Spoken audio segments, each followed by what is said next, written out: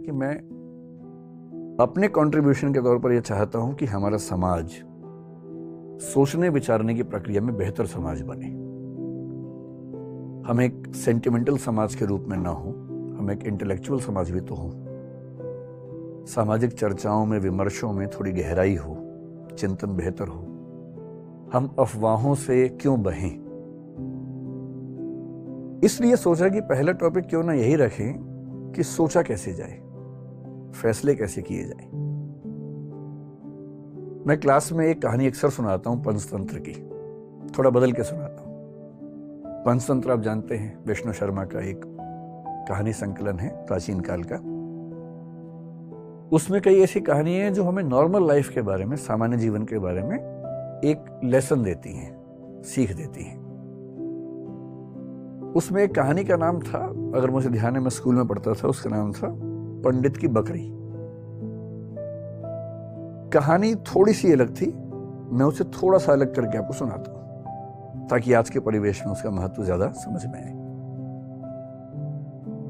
कहानी ये है, मैं फिर बता रहा हूं, कहानी में बदल के सुना रहा हूं ताकि बाद में कोई हमला ना करे कि नहीं कहानी तो ये थी, बदल कैसे दी। उस कहानी में यह था कि एक पंडित जी बकरी खरीद के जा रहे हैं। 3 लोगों को लालच है कि बकरी खाएंगे हम। उनको बेवकूफ बनाने के लिए एक ने कहा कि कुत्ता कहाँ ले जा रहे हो, एक ने कहा कि आप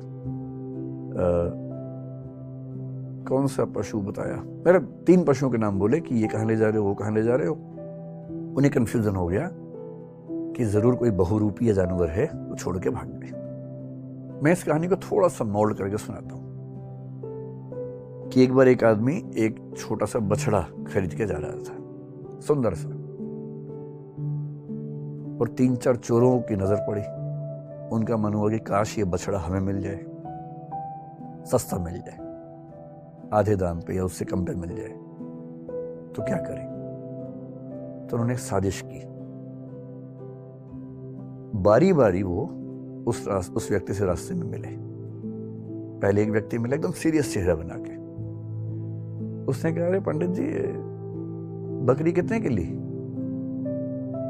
पंडित जी ने कहा, यार ये तो बछड़ा है, बकरी थोड़ा है। तो वो बड़े अच्छे से हंसा, ये बछड़ा है, अच्छा, इतना कह के मुस्कुराते हुए निकल गया वहां से। पंडित जी को लगा अजीब गधा आदमी है, फिर देखा है तो बछड़ा ही। उसका उतना ही काम था, किया और निकल गया। अब वो आगे चल रहे हैं, करीब 100-200 मीटर के बाद एक दूसरा आदमी अलग जगह से आया। इनके बीच में आपस में साठगांठ है, ये इनको नहीं पता है। दूसरा आदमी आया और आते बोला, वाह पंडित जी कितनी मोटी बकरी है, एकदम बछड़ा लग रही है देखने में तो। अब इसको लगा कि ये तो मामला फंस गया। ध्यान से देखा, बोला नहीं यार मैं तो बछड़ा ही लाया हूं। बोला वही तो मैं कह रहा हूं, देखने में लग रहा है एकदम, लेकिन है मोटी बकरी। ये कह के वो भी निकल गया।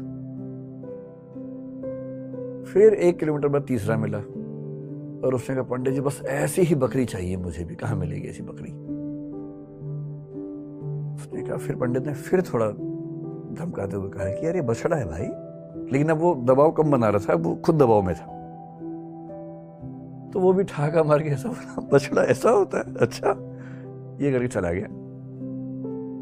और फिर चौथा आदमी जो असली था उनका मास्टरमाइंड, चीफ कॉन्स्पिरेटर, फिर वो आया पैसे गिनते हुए। उसने कहा, अरे अरे अरे ऐसा ही बकरा चाहिए, ऐसी बकरी चाहिए, कितने की मिलेगी, कितने की मिलेगी। तो पंडित जी को लगा मुझसे बहुत बड़ी गलती हो गई है, मैं तो बकरी खरीद के लिए आया बछड़े के नाम पे या बछिया के नाम पे। फिर लगा घर जाऊंगा, घर पे पिटूंगा, इससे अच्छा नुकसान कम कर लेता हूं। तो एज्यूम कीजिए कि उस जमाने में 100 रुपए के आसपास का लिया था, तो उन्होंने बताया कि मैंने 100 का लिया है। 100 का, बकरी तो 20 रुपए की आ जाती है, लेकिन ये तो तंदुरुस्त है, अगर आप चाहें तो मैं इसके बदले आपको 40 रुपए दे सकता हूं। और पंडित जी को लगा कि यार चलो 60 का नुकसान सही, कम से कम 80 का तो नहीं होगा। और 40 का उसको दिया और खुश होकर घर लौटे कि बच गया आज तो। अब ये जो पंचतंत्र की कहानी है, ये इसलिए है कि जब हम जीवन में निर्णय करते हैं तो हमारे पास बहुत सारे ऊट पटांग से इनपुट्स आते हैं, और यदि आप बहुत समझदार इंसान नहीं हैं तो इस बात का पूरा खतरा है कि कोई ना कोई कभी ना कभी आपको बेवकूफ बना ही देगा। और हम जिस दौर में हैं, हम तो व्हाट्सएप यूनिवर्सिटी के दौर में हैं, सारा ज्ञान ही वहां से आता है। सोशल मीडिया, आप लोग मोबाइल फोन के मरीज हो चुके होंगे मेरे ख्याल से, मैं भी आधा मरीज हूं, आप भी होंगे ही, आप तो नई जनरेशन के लोग हैं, ज्यादा मरीज होंगे। बिना वजह के मोबाइल फोन खोल लेते होंगे, फिर उस पर करते रहते होंगे ऐसे ऐसे। रील देख रहे हैं तो रील ही देख रहे हैं, शॉर्ट्स देख रहे हैं तो शॉर्ट्स ही देख रहे हैं, मन ही नहीं भर रहा है। फोन देखते देखते थक गए और फोन रखा, और 1 मिनट के बाद फिर फोन उठा लिया कि थक गए हैं, क्योंकि डोपामाइन रिलीज होता है आजकल फोन देखने से। ये एडिक्शन है, खतरनाक एडिक्शन है। और हर वीडियो में कुछ ना कुछ मैसेज कन्वे हो रहा है। इंफॉर्मेशन इतनी ज्यादा कभी नहीं आई हमारे आसपास जितनी आजकल आ रही है, और वो भी ऑडियो विजुअल फॉर्मेट में आ रही है। अखबारों के दौर में लिखित सूचना आती थी, केवल साक्षर लोग पढ़ते थे, बाकी पढ़ते ही नहीं थे। आज के दौर में ऑडियो है, विजुअल है, टेक्स्ट है, हर भाषा में है, कोई व्यक्ति बच ही नहीं सकता। और अगर किसी समूह के पास ताकत हो, उसके पास 10,000 ऐसे बेरोजगार हों जिनको काम दिया जाए कि दिन में 500-500 मैसेज भेजने, हर मैसेज के बदले 2 रुपए मिलेंगे, तो कोई समूह पूरे समाज को अपने तरीके से सोचने के लिए मजबूर कर सकता है। महाभारत का सोच के देखिए, महाभारत का युद्ध है, एक तरफ पांडव हैं, एक तरफ कौरव हैं। पांडवों के साथ में कृष्ण है। नैतिकता के लिए जरूरी है कि पांडव जीतें और कृष्ण इस पूरी योजना के साथ वहां पर है। पर पांडव जीत नहीं पा रहे, जिसके कई कारणों में से एक ये है कि कौरवों की सेना में द्रोणाचार्य भी हैं, उनका पुत्र अश्वत्थामा भी है। द्रोणाचार्य गुरु तो पांडवों के भी हैं, कौरवों के भी हैं, पर वो राजधर्म का पालन कर रहे हैं, क्योंकि वो जिस राज्य के साथ हैं उसके साथ खड़े हैं। पांडवों की सेना उनको हरा नहीं पा रही है, और अंत में कृष्ण को समझ में आता है कि पांडवों को जितवाने के लिए कुछ कूटनीति का सहारा लेना होगा। कृष्ण कूटनीति के शिखर हैं। वो युधिष्ठिर से एक बात कहते हैं, पर युधिष्ठिर तैयार नहीं है एक गलत बात कहने के लिए। और अंत में कृष्ण अपनी पूरी कूटनीतिक ताकत का इस्तेमाल करके सिचुएशंस बनाते हैं। एक हाथी अश्वत्थामा नाम का, उसकी हत्या होती है। बात फैलाई जाती है कि अश्वत्थामा मारा गया। अश्वत्थामा द्रोणाचार्य के पुत्र का नाम भी है, और द्रोणाचार्य अचानक हताश होने लगते हैं। उन्हें फिर भी लगता है कि एक बार मैं खबर को ऑथेंटिकेट कर लूं, प्रामाणिक है या नहीं चेक तो कर लूं।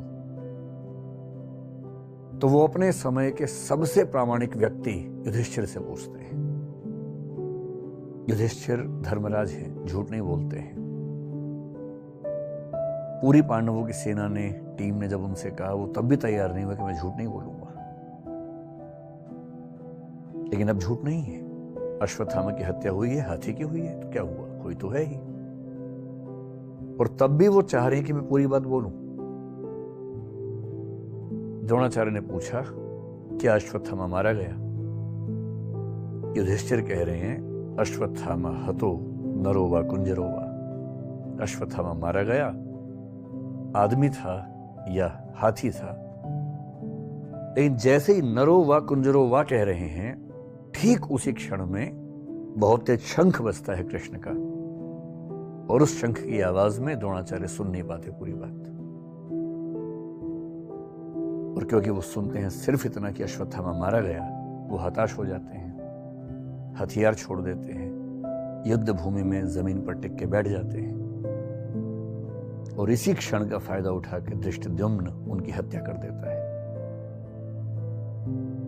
मैं सोचता हूं कई बार कि द्रोणाचार्य इतने योग्य व्यक्ति थे, यदि मिस इन्फॉर्मेशन से या मैनिपुलेटिव इन्फॉर्मेशन से उनको भी एक गलत तथ्य के प्रति आश्वस्त किया जा सकता था, तो आज के दौर में जब हर तरफ सोशल मीडिया के हमले हैं, कैसे कोई व्यक्ति सही फैसले करे?